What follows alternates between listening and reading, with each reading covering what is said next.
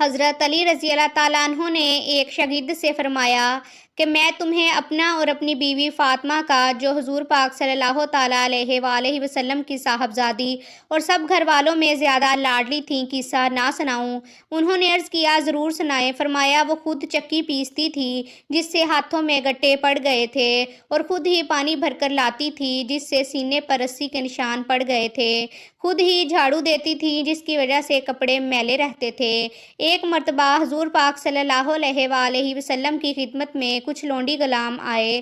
میں نے حضرت فاطمہ سے کہا، تم اگر اپنے والد صاحب کی خدمت میں جا کر ایک خادم مانگ لاؤ تو اچھا ہے، سہولت رہے گی۔ وہ گئیں۔ حضور پاک کی خدمت میں لوگوں کا مجمع تھا، اس لیے واپس چلی آئیں۔